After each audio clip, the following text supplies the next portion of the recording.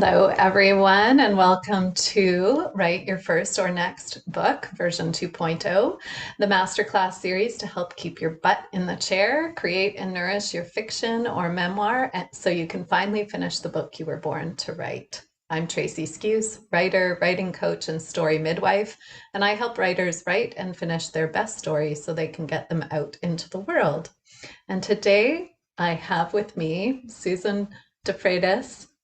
Did I say that correctly, Susan? Yeah, okay.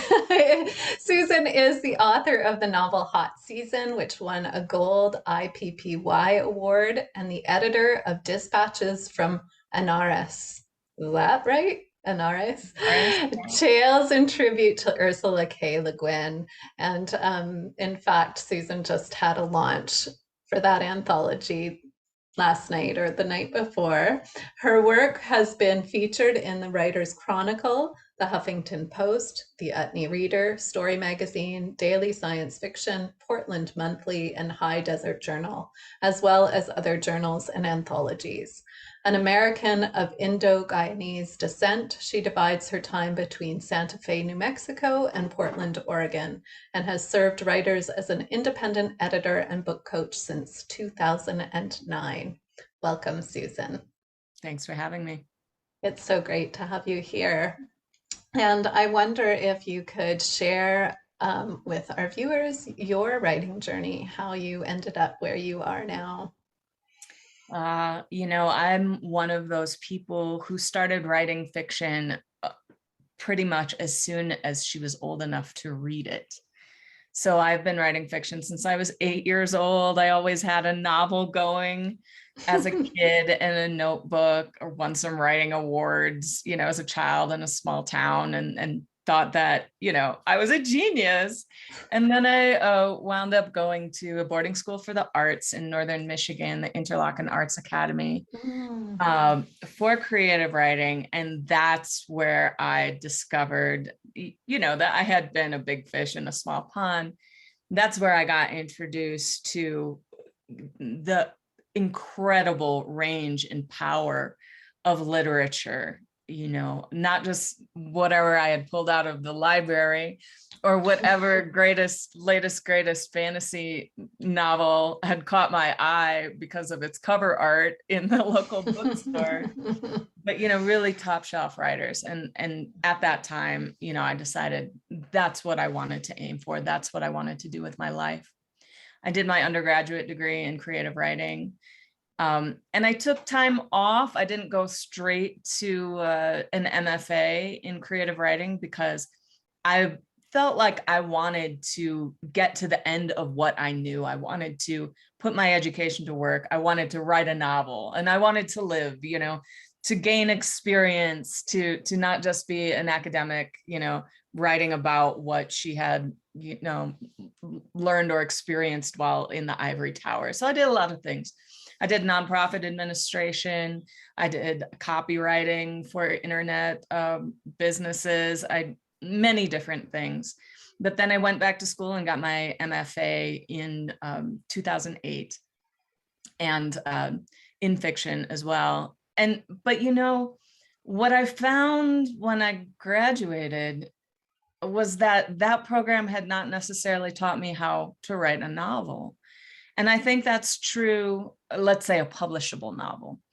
And I think that's true for a lot of people who go through MFA programs, partly because it's much easier to workshop short stories than it is longer work.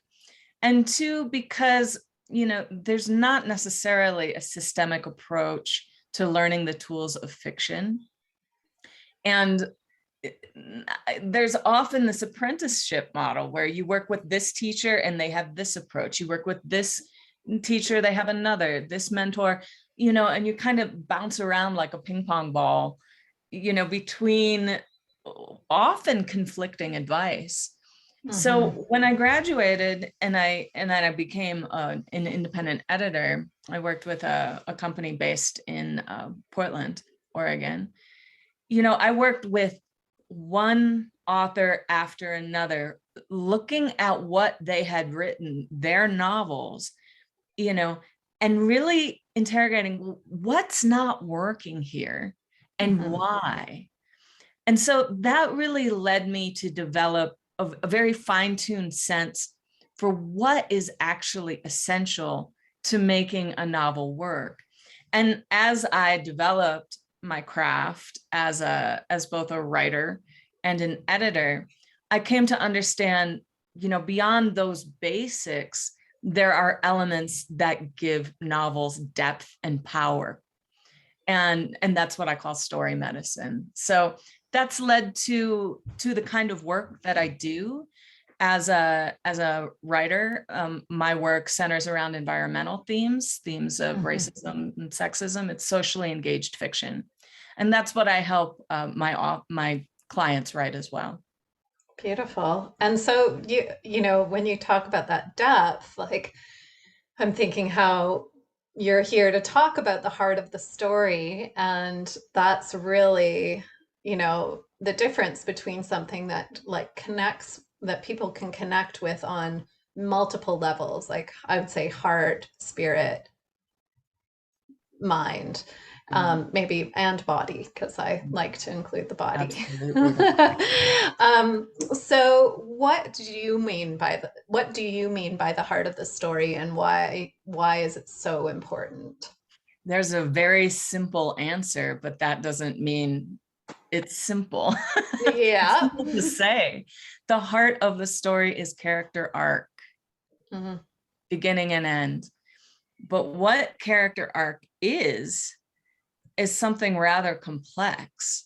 And I feel, and I only have my own experience to go on, in the way that creative writing is taught. I tend to feel that character arc is not given enough emphasis in the way that we teach creative writing. It's often regarded as just sort of an aspect of character. So when I studied in school, here's some of the things that we covered under this big tent of character. We covered POV, point of view. We covered voice. We covered interiority. We covered the way that the character reveals him or herself through reflection, reaction, and the way the person looked. We explored their dialogue, the way that they talked and differentiated themselves from others. And then, by the end of the novel, or the story, again, because novels are rarely workshopped, or at least did not used to be when I was in school, too often in MFA programs. Has there been some kind of shift in their thinking by the, like, just check that off and you're good? And in this, part of it is that in a short story, I really think the rules are different. I think the short story is a far more experimental form. It can be. The rules are much more flexible. We come to short stories more in a spirit of, I'm picking a chocolate out of a chocolate box. I don't quite know what's in there. George Saunders says a short story is like a little black box, and you're like a carnival barker saying, come in here. I don't even really know what's in there myself, but it's going to change you. It's going to thrill you. It's going to make you feel different. I think the role of a short story is to make you shift something in you. Maybe sometimes that's because something has shifted for the main character. Maybe not.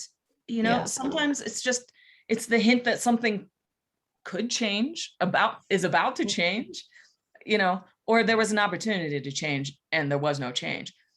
It is not like that in the novel, friends. I just want to say that very clearly, because I have worked with many brilliant writers, like at the level of the sentence, just like, wow, this is top shelf, who have been through very prestigious MFA programs, who don't know how to write a publishable novel, because they have not had that emphasis on character arc. So let's dig into what character arc really is and how it operates.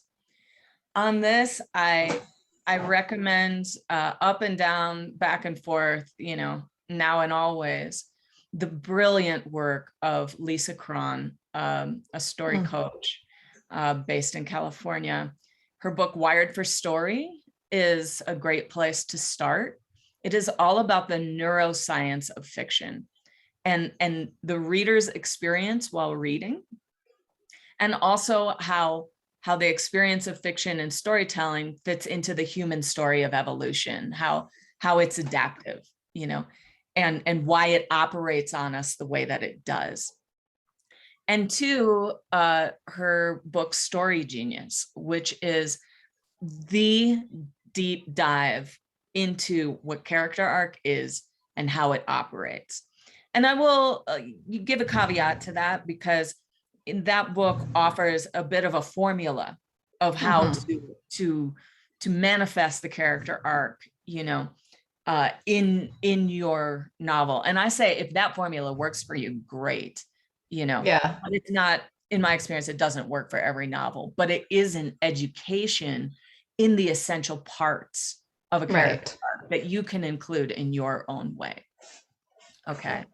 So the heart of the story, the heart of character arc, is something Lisa calls a misbelief. A misbelief is some mistaken assumption. It's some crack, it's some problem on the inside. It's an issue that is holding this character back, holding the protagonist back from living their best life, from thriving, and often in the story, from achieving their goal. It's some way that they are getting in their own way, but they can't see it. And this is a really important part of it, right? Because sometimes when I work with clients on their outlining, we'll move on to the section of my course that's about goals and motivations. And I'll say, well, what does this character want? And they say, well, she wants to overcome her fear of intimacy. No. No.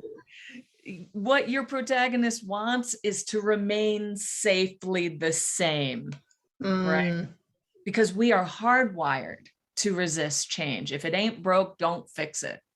And, so what they want is something on the outside. What they want is to finally, meet Mr. or Ms. Right, or to have a loving relationship. They don't actually want to overcome their fear of intimacy. They don't even want to admit there's anything wrong with them. Who wants that? Yeah. Right? And so the story is the vehicle that pushes them from all these myriad angles. I think of a jewel reflecting light from all these different facets, to brighten up what's inside, the gem itself. All the major events of the story have to push in some way this character to see what they don't want to see, to understand their problem, to understand how they're getting in their own way. And then at some point right around the climax of the novel, to take an action or make a decision that shows that they have changed in this particular way. And that moment is often known as the moment of truth. It can be at the climax point, it can be right before, it can be right after, but it's right around that point. And it's a magical thing that this is the key to having an emotional impact on your reader, to having an emotional quotient to your book. It is the key to your novel feeling meaningful, right? So I talk about this every time I talk, at any kind of writers conference, any kind of writers event. And it's honestly, it's probably 80% of what I do as a book coach, is keep leading, my writers back to the heart of the story, the character arc, in this person in the process of change.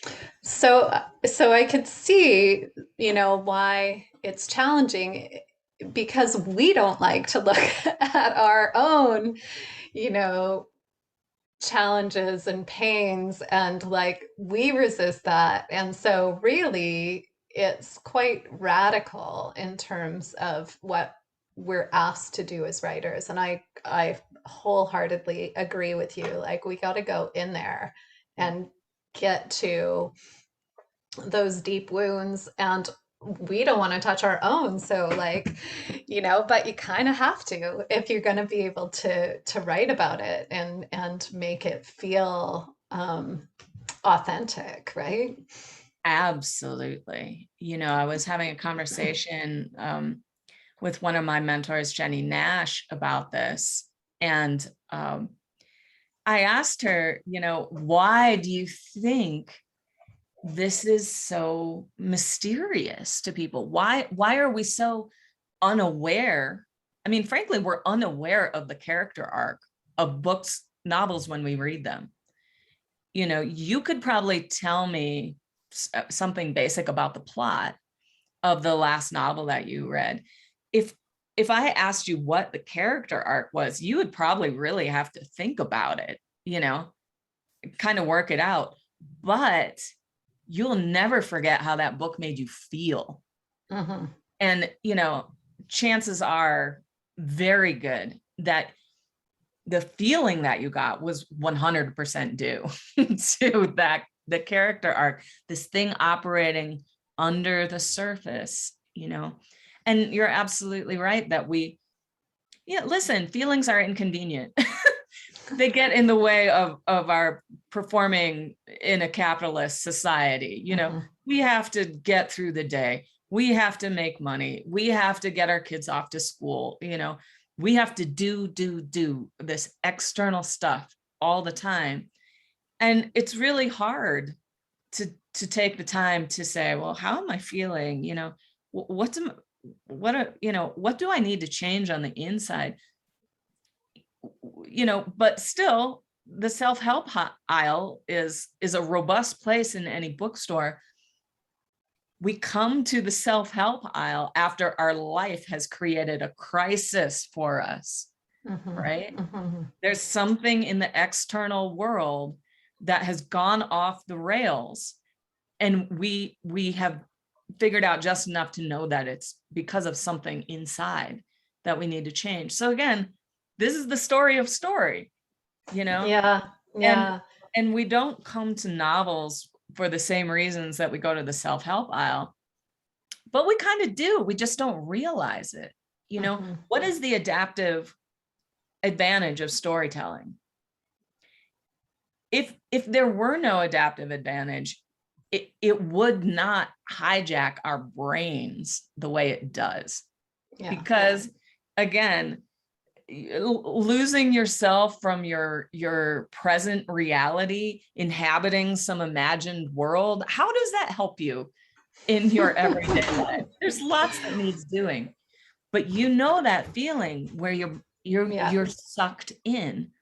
You're getting sucked in because the story is telling you on the subconscious level, you're going to learn something here. There's some truth about the insides of human beings that something is going to be revealed to you here that might help you, A, navigate the social sphere, or B, be happier, have better relationships with your family members, friends, society in general, get ahead at work. Who knows?